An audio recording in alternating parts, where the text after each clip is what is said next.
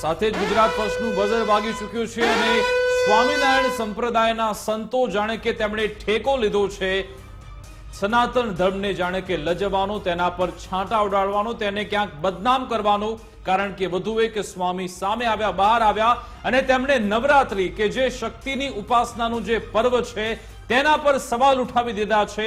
આ સ્વામી પોતાને જે ભગવો પહેરે છે તેની પણ મર્યાદા ચૂક્યા છે, કારણ કે જ્યારે પણ આવા સાધુ બનતા હોય છે, પિંડદાન આપીને તે સ્વામી બને છે, માણસ મટી જાય છે, પોતાની જાતને સાધુ કહે છે, પરંતુ આ જ સાધુ વાસનાની વાત કરે છે, ભૂખ્યા ભેડિયાઓની વાત કરે છે, જે દીકરીઓ નવરાત્રીમાં ગરબા રમે છે તેમની સરખામણી આ સાધુએ સસલાઓ સાથે કરી। ક્યાંક તેમને હરણ કહેવામાં આવ્યું અને એવું પણ કહેવામાં આવ્યું કે આ જે દીકરીઓ છે, સ્ત્રીઓ છે, તે મનોરંજનનું સાધન છે, એટલે સુધી કે આ સાધુ એવું કહી દીધું કે નવરાત્રી નહીં પરંતુ આને લવરાત્રી કહેવામાં આવે। આ સ્વામી છે અનુપમ સ્વરૂપ સ્વામી, પૂરેપૂરી મર્યાદા તે ભૂલી ચૂક્યા છે। બહેન દીકરીઓની વાત તે કરવા ગયા હતા, પરંતુ તેમાં તેમણે સનાતન ધર્મને ક્યાંક ભોગવવાનો પ્રયત્ન કર્યો છે અને સ્વામિનારાયણ સંપ્રદાય તરફથી આ પહેલીવાર નથી, અનેકવાર આપણે જોયું છે કે હનુમાનજી હોય કે પછી વિષ્ણુ ભગવાન હોય, ગણેશજી હોય, વારંવાર બદનામ કરવાનો પ્રયત્ન આ સંપ્રદાય તરફથી કરવામાં આવતો હોય છે। સવાલ એ છે કે તમને આ સત્તા કોણે આપી? બીજી બાજુ તમે તો દીકરીઓની સાથે વાત નથી કરતા, તેની સામે જોતા નથી, તો પછી તે આવા કપડા તેણે પહેરવા જોઈએ, આવા ન પહેરવા જોઈએ તેવી સલાહ સૂચન તમે કેમ આપો છો? તેમણે કહ્યું કે આ જે દીકરીઓ છે 9 દિવસ ફેશન શો ચલાવે છે, જે આપણે શક્તિની ઉપાસનાનો જે પર્વ છે તેની સરખામણી તેમણે આ ફેશન શો સાથે કરી, પરંતુ આ જે સાધુ છે, કહેવાતા સાધુ છે, તે ભૂલી ગયા કે આપણી જે સંસ્કૃતિ છે, આપણા સૌરાષ્ટ્રમાં આપણે જોયું છે ઘણી એવી રબારી સમાજની મહિલા અને ઘણી બધી મહિલા સ્લીવલેસ અને બેકલેસ તે જે કપડા છે તે પહેરતા જ આવ્યા છે, ઘણા બધા લોકો પહેરે છે, તો તમે તેને ફેશન સાથે અને શું તમે આધુનિકતા સાથે જોડાયેલી છે મહિલાઓ, તો શું તમને તે ગમતું નથી? શું હજુ પણ તમે દીકરીઓ મહિલાઓને તેમને ઘૂંઘટમાં જ રાખવા માંગો છો? આ તમારી માનસિકતા છતી થઈ ગઈ છે। આખરે અનુપમ જે સ્વામી છે, કહેવાતા સ્વામી, તેમણે શું બફાટ કર્યો પહેલા એ સાંભળી લો। જો ભાઈ, આ વાત એવી છે ને કે જે પોતાના હોય ને એને જ કહેવાય। બહુ જ નેગેટિવમાં જવું એ મારો સ્વભાવ નથી, પણ આ તે વળી કેવી લાચારી! નવરાત્રી કે પછી લવરાત્રી, હાલની નેગેટિવિટીને સમજવી જરૂરી છે અને એટલા માટે જ આજે આ વાત કરવી પડે છે। I hope so you will understand the situation of present time.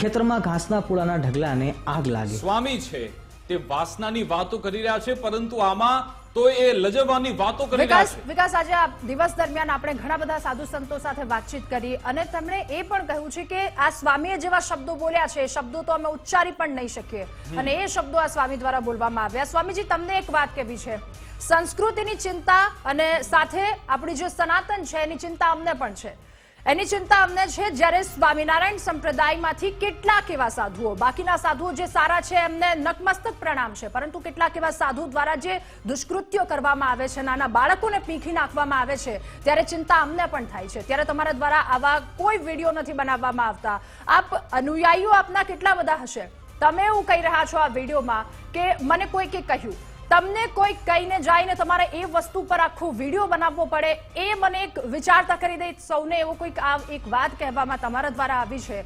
એટલે આ એક તમારા દ્વારા કેવી વાત કહેવામાં આવી કે કોઈ કહી જાય અને એક અહીંયા બેઠેલા સ્વામી દ્વારા આવો વિડીયો બનાવી દેવામાં આવે, કપડાને લઈને ટિપ્પણી કરી, પછી રાત્રિને લઈને ટિપ્પણી કરી। સુરક્ષિત છે દીકરીઓ, શી ટીમ મૂકવામાં આવી છે, સરકાર દ્વારા નિર્ણય લેવામાં આવ્યો છે કે સવારના 5 વાગ્યા સુધી ગરબા લેવા, પરંતુ ગરબા 12 વાગ્યા સુધી, તો શું એક સંપ્રદાયમાં કોઈ સમય હોવો જોઈએ કે આટલા વાગ્યા સુધી જ તમે માતાજીની અર્ચના પૂજા અર્ચના કરી શકો, પછીના સમયમાં તમે પૂજા અર્ચના ન કરી શકો? એવો કોઈ સમય સેટ નથી અને સમયની સાથે ચાલવું એ સૌ કોઈ જણાવી રહ્યા છે। તો સમયની સાથે, આધુનિકતાની સાથે વિકાસ આગળ કેમ ન ચાલી શકીએ આપણે? બિલકુલ, અને આ જે સ્વામી છે, આ કહેવાતા સાધુ છે, તેમણે ફેશન શો ની વાત કરીને એવું કહેતા છે કે અમે તો મહિલાઓ સામે જોતા નથી, મહિલાઓ સામે તમે જોતા નથી, તો તમને ખબર કેવી રીતે પડી કે આ બધી ફેશન ચાલી રહી છે, બ્લેકલેસની, સ્લીવલેસની, આ બધી વાતો તમને ક્યાંથી ખબર પડે છે? અને બીજી બાજુ કે તમે આ બધા સ્વામિનારાયણ સંપ્રદાયમાં ઘણા બધા એવા સાધુ છે કે ઘણા બધા બળાત્કારના આરોપ તેમના પર લાગે છે, ઘણા બધા જેલમાં પણ છે, તેમની સામે તમે હરફ સુદ્ધા ઉચ્ચારતા નથી, તમે ત્યાં દીકરીઓની મહિલાઓની સુરક્ષાની વાતો કરતા નથી, અને બીજી બાજુ જે આ મા જગદંબાનો જે આ અવસર ચાલી રહ્યો છે, પર્વ ચાલી રહ્યું છે, તેની સામે આંગળી ચીંધી રહ્યા છો. સસ્તી પ્રસિદ્ધિ મેળવવા માટેનું તમારું આ કારસ્તાન છે, અને એના માટે આ સ્વામીએ માફી પણ માંગવી જરૂરી છે, કારણ કે આવા અનેક એવા સ્વામી છે કે જે આ રીતના પ્રયત્ન કરતા હોય છે. અમારી સાથે એક સાધુ જોડાઈ ગયા છે, તેમની સાથે વાત કરીશું.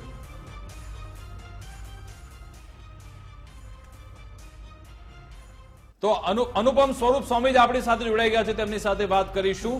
સ્વામીજી, આ શક્તિની ઉપાસનાનો જે પર્વ ચાલી રહ્યો છે નવરાત્રી અંગેનો, તમારે કેમ આવો બફાટ કરવો પડ્યો? કેમ તમે આવું નિવેદન આપ્યું?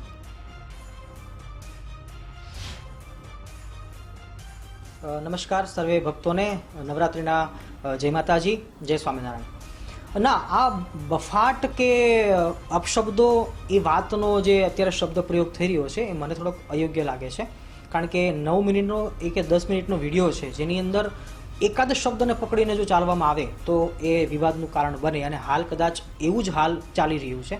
બાકી આખા વિડીયોની અંદર નવરાત્રિ પર્વ શા માટે, કેવું હોવું જોઈએ, પહેલાં કેવું હતું, અને કમ્પેરિઝન કરીએ તો હાલ કેવું થઈ રહ્યું છે, એનું વિસ્તૃત આપણે વાતચીત કરી છે. અને નવરાત્રિને સાત્વિક, શુદ્ધ અને માતાજીને પ્રસન્ન કરવાના ભાવથી જો કરવામાં આવે અને એના માટે શું શું કરવું જોઈએ, એવા મેં 10 મુદ્દાઓ પર પણ વાત કરી છે, જે પહેલાં સૌએ સાંભળવા જરૂરી છે. ઠીક છે સ્વામી, આપ કહી રહ્યા છો આ તમામ વસ્તુ સાંભળવી જરૂરી છે, પરંતુ આપના દ્વારા જે શબ્દો ઉચ્ચારવામાં આવ્યા છે, જે બેકલેસ, સ્લીવલેસ કે પછી જે વાસના, આ તમામ શબ્દો આપના દ્વારા ઉચ્ચારવામાં આવ્યા નવરાત્રિને લઈને, ગુજરાત તો આપણા બધાનું છે, તો શું તમે તમારા વિડીયો, આ વાયરલ જે વિડીયો થયો છે, જે તમારા શબ્દો છે, એના થકી ગુજરાતની 6 કરોડ જનતાની છબી તમે ખરડવા માંગો છો? ના, ગુજરાતનું ગૌરવ એ નોરતા અને નવરાત્રિ છે, જે આપણા સૌનું ગૌરવ છે, અને જેમની હિફાજત અને જેમના માટે જેટલું કરીએ એટલું ઓછું છે. પણ જો હું એમ કહું કે 16 વલ્લું સોનું હોય, એમાં જો થોડોક ભેગ ભળે તો પછી સોનાનો બહિષ્કાર નથી કરાતો, પણ એમાં જે ભેગ ભળ્યો હોય, એમાં જે મિશ્રણ થયું હોય, એને આપણે કાઢવાનું હોય છે. એમ નવરાત્રિ પર્વ એ તો માતાજીની શુદ્ધ ઉપાસનાનું પર્વ છે. આમાં જે હવે ભેગ ભળ્યા છે, ઇતર જે ધાતુરૂપી જે દૂષણો ભળ્યા છે, એને તો એ વ્યસન, ફેશન ઇત્યાદિ જે આપણે ગણીએ તો એ બધું કાઢવા માટેની એક વાત છે. બાકી સોનાનો વિરોધ ના હોય, બસ એ જ રીતે નવરાત્રિનો વિરોધ ક્યારેય પણ કોઈ ના કરી શકે. અને ગુજરાતની 6 કરોડ નહીં પણ સમગ્ર ભારત અને હિન્દુ ધર્મના તમામ લોકો છે એ પણ આ વાતને સમજી શકે છે કે આપણી વાતની અંદર ક્યાંય પણ નવરાત્રિ, નોરતા કે માતાજી એમને વિરોધની વાત નથી કરી. પણ આમાં તમને લાગતું નથી કે આમાં સનાતન ધર્મ બરબાદ થઈ રહ્યો છે, તેનાથી તેના પર આંગળી ઉઠી રહી છે? તમારું જે નિવેદન છે, તમે કહી રહ્યા છો કે મેં બીજાના કહેવાથી આ મારો વિડીયો બનાવ્યો છે, તો જે બીજો કહેનાર વ્યક્તિ છે કોણ છે, ક્યાંથી તમે આ બધો ડેટા લીધો, ક્યાંથી માહિતી લીધી, તે તમે તેના વિશે કંઈ કહી શકશો? કોઈને સમાજના મોઢે કંઈ આપણે ગણના બાંધવા નથી જઈ શકતા. એમ કોઈ બોલે છે તો આપણે એને રોકવા માટે પણ ના જઈ શકીએ. પણ હા, જે કોઈ વ્યક્તિ બોલીને ગયો છે એમના ઉપર વિચાર કરવો એ આપણું કામ છે, આપણું કર્તવ્ય છે. તો બસ મેં પણ એક સામાન્ય એક સમાજના જાગૃત નાગરિક તરીકે વાત ઉપર મેં પણ એક ફોકસ કર્યો અને એના પર વિચાર કર્યો કે શું ખરેખર આવું ચાલતું હશે. તો હવે અમે તો નવરાત્રિના કોઈ પંડાલની અંદર કે ચોકમાં રાસ લેવા માટે અમે તો જવાના નથી, પણ અમારા સંપ્રદાય સાથે જે જોડાયેલા યુવાનો હોય કે લોકો હોય, એમના પાસેથી જે મેસેજ મળે છે એ ઉપરથી મેં વાત કરી છે કે જે હાલ દૂષણો ચાલી રહ્યા છે. દાખલા તરીકે જોઈએ તો નવરાત્રિની અંદર જો બધી જગ્યાએ આ વસ્તુ નથી હોતી, પણ જે જગ્યાએ ટૂંકા વસ્ત્રો પહેરીને બહેનો દીકરીઓને એન્ટ્રી મળે છે કોઈ બી પંડાલની અંદર કે કોઈ બી નવરાત્રિ કેમ્પસની અંદર, તો એ કેટલી હદે યોગ્ય કહી શકાય? અથવા તો ગુજરાત સરકાર દ્વારા 5 વાગ્યા સુધી ગરબાની કે નોરતા રમવાની છૂટ મળી. ચલો, એ એમને આપણે નમન કરીએ કે એ લોકો જવાબદારીપૂર્વક આપણી સુરક્ષા કરશે. પણ હું એમ કહું કે માતા પિતા એવા કયા હશે કે જેમને પોતાની દીકરી કે દીકરો રાત્રે 2, 3, 4 વાગે જેવી તેવી હાલતમાં ઘરે આવે, અને એ કયા માતા પિતાને ગમશે? તો આના ઉપર વાત હોવી જોઈએ. માતાજીની આરતી આપણે 1 કે 2 વાર કરતા હોઈએ છીએ શરૂઆતમાં અને એન્ડમાં. બાકી એ સિવાય જોઈએ તો વચ્ચે પિક્ચરના ગાણાઓ ચાલુ થઈ જાય છે કે બીજા ત્રીજા ખરાબ શબ્દોવાળા ગીતો ગવાતા હોય છે. તો આના ઉપર રોકટોક થવી જોઈએ. બસ આ માટેની જ મારી મહેનત છે. તો તમને કોઈકે કહ્યું, તમે વાતો સાંભળીને પછી તમે જાહેરમાં આવી ભાવના ભડકાવવાની વાતો તમે કરો છો, કોઈકનો હાથો બનીને આવું કૃત્ય કરવાનો અધિકાર તમને કોણે આપ્યો? એક પણ એ સવાલ થશે ને? ના ના ના, કોઈનો હાથો આપણે કેમ શા માટે બનવું જોઈએ? આપણે તો આપણા સમાજના રક્ષક છીએ અને આ સમાજને સારા માર્ગે દોરવું એ સાધુ માણસનું, સાધુ પુરુષોનું કર્તવ્ય છે. મેં વિડીયોમાં પણ એ જ વાત કરી છે કે સમાજને ખરાબ માર્ગે જતો હશે તો પાછો વાળવો, બસ એ જ સંતોનું કામ હોય. તો બસ એ જ નાના સાધુ તરીકે મારી પણ એ જ ભલામણ છે અને એ જે ખરાબ થતું હશે ને અટકાવવા માટેની જ મારી આ લડત છે ને એના માટે હું બોલ્યો છું. બાકી કોઈ મને બોલાવવા પ્રયત્ન કરે અને કોઈ મને હથિયાર કે હાથો બનાવે તો એ વાત ખોટી છે. મેં જે બોલ્યું છે સમાજની હિત અને ચિંતા કરી અને સમાજને સારા માર્ગે વાળવા માટેના જ મેં ઉપાયો સૂચવ્યા છે. બિલકુલ, આ સ્વામી બધી વાતો તો કરે છે, આભાર અમારી સાથે જોડા બદલ, પરંતુ ક્યાં તેમના અફસોસ કેવું લાગતું નથી કે તેમણે બફાટ કરી લીધો છે, તેમણે આ રીતે લોકોને ગેરમાર્ગે દોરવાનો પ્રયત્ન કર્યો છે. સુરક્ષાની બાબત ચોક્કસ અમે માનીએ છીએ, સુરક્ષા હોવી જરૂરી છે, પરંતુ સુરક્ષાના નામે તમે સનાતન ધર્મને બદનામ કરો, તેને બરબાદ કરવાની કોશિશ કરો, એક ધર્મને પોતાના ધર્મ કરતા નીચે બતાવવાનો કે ઊંચો બતાવવાનો તમે પ્રયત્ન કરો, તે ક્યારે પણ સાખી નહીં લેવાય. અને એટલા માટે જ હવે સનાતન ધર્મના જે સાધુ છે, સંતો છે, તેમની પ્રતિક્રિયા આવી છે તે સાંભળી.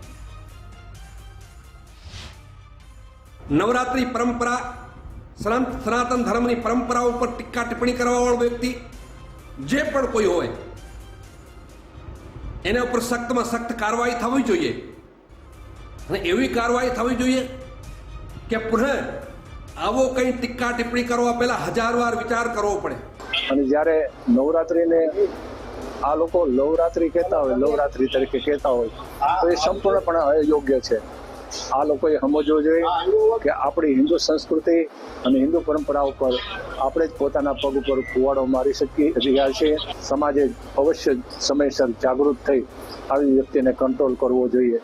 અમારા સૌ સંતોની વ્યથા છે, આવું વારંવાર થઈ રહ્યું છે, તો આના માટે યોગ્ય નિર્ણય લઈ આગળ વધવો જોઈએ. લવરાત્રિની વાત કરવા વાળા આ લોકોને બતાવવાની જરૂર છે કે આ બધું ખોટા ધંધા છે તમારા. મૂળ ઘનશ્યામ પાંડેના વંશજોને આદત પડી ગઈ છે સનાતન ધર્મને કેવી રીતે હાનિ પહોંચાડવી. તમે માતાજીને તમે જોવાની પ્રક્રિયા સુધો, તમારો નજરિયો સુધારો. તમે કામુક લોકો છો, તમે એટલે જ તો તમારા ઘનશ્યામ પાંડે એવું કીધું હતું સ્ત્રીને ના જોતા, કેમ કે જાણતો તો તમારી વૃત્તિઓ. આ વૃત્તિના ખરાબ લોકો મૂળભૂત સનાતન ધર્મને હાનિ કરવા માટે આવા કૃત્ય કરે.